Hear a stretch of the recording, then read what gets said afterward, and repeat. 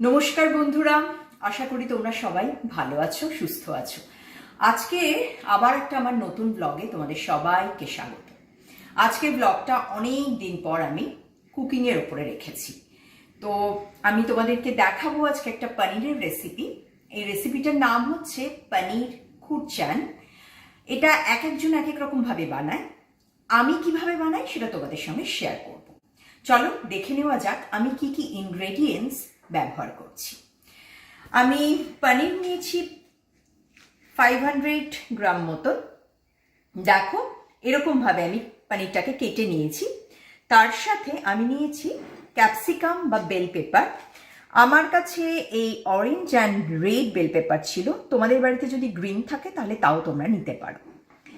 আর রান্নাটা করার জন্য যখন ফোড়ন দেব তার জন্য আমার একটা বে লিফ বা তেজপাতা লাগবে, একটা শুকনো লঙ্কা, সাদা জিরে দেব ফোড়নে, আর এটা হচ্ছে ধনে জিরে গুঁড়ো 1/2 টেবিল স্পুন নিয়েছি, আর একটা গোটা কাঁচা লঙ্কা। এটা ডিপেন্ড করবে ঝাল কে কেমন খাবে তার উপরে।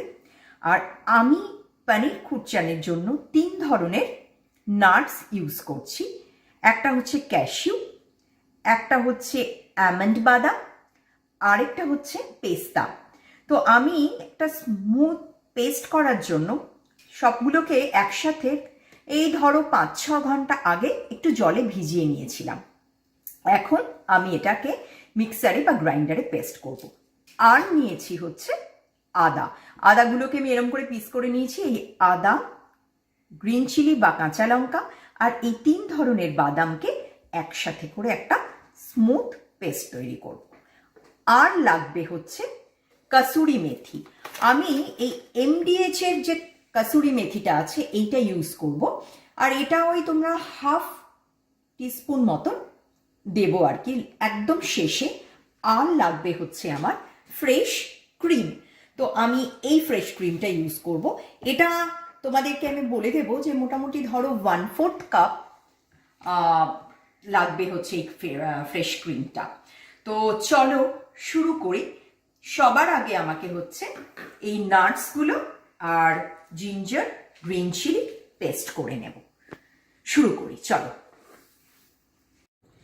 প্রথমে আমি কড়াইটা মানে ফ্রাইং প্যান গরম করে ফ্রাইং প্যানে অল্প একটু তেল দেব, যাতে আমি এই পনিরগুলোকে একটু লাইট ব্রাউন করে ভেজে নিতে পারি। আমার পনিরগুলো লাইট ব্রাউন করে ভাজা হয়ে গেছে। এবারে আমি কড়াইতে বা ফ্রাইং প্যানে এই 1 টেবিল স্পুন মতন তেল দিলাম। এই রান্নায় খুব একটা তেল লাগে না। এরপরে আমি ফোড়নগুলো একটা একটা করে দিয়ে দিচ্ছি। ফার্স্টে দিলাম তেজপাতা, তারপরে দিলাম শুকনো লঙ্কা, তারপরে দিলাম হচ্ছে জিরেগুলো।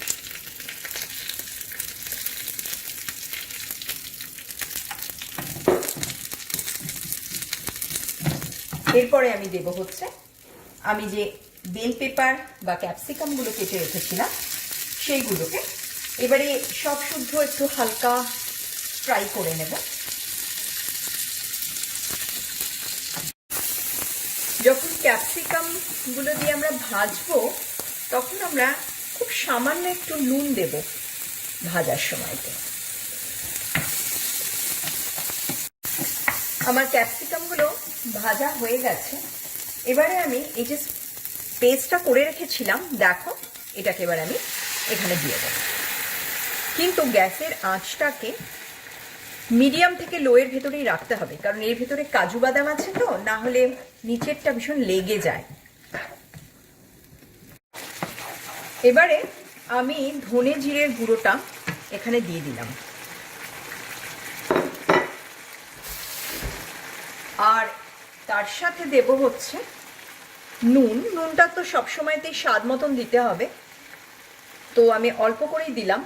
আর দেব হচ্ছে টেস্টটাকে ব্যালেন্স করার জন্য একদম সামান্য, দেখাচ্ছি তোমাদের, দেখো কতটুকু দিলাম চিনি।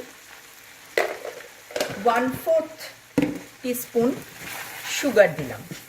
দিয়ে এবারে ভালো করে নেড়ে নেব। নিয়ে আমি পনিরগুলো আমার ভাজা আছে এখানে সেই পানিরগুলোকে এবারে এর ভেতরে দিয়ে দিলাম।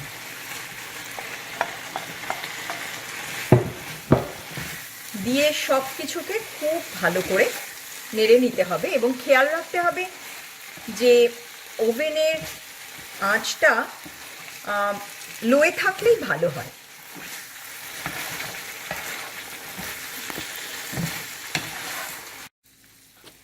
আমার পনির দিয়ে মশলাটা ভালো করে কষা হয়ে গেছে।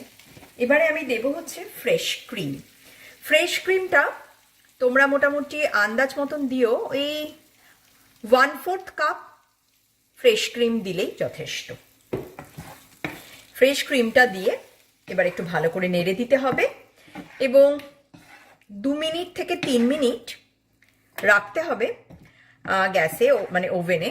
তারপরে হচ্ছে একদম লাস্টে আমরা কাসুরি মেথি দিয়ে নামিয়ে নেব। তো আমি দিলাম এখন ফ্রেশ ক্রিমটা, এই 2-3 মিনিট এটাকে এরমভাবে রেখে দেবো। আমার পনির খুরচান রেডি হয়ে গেছে।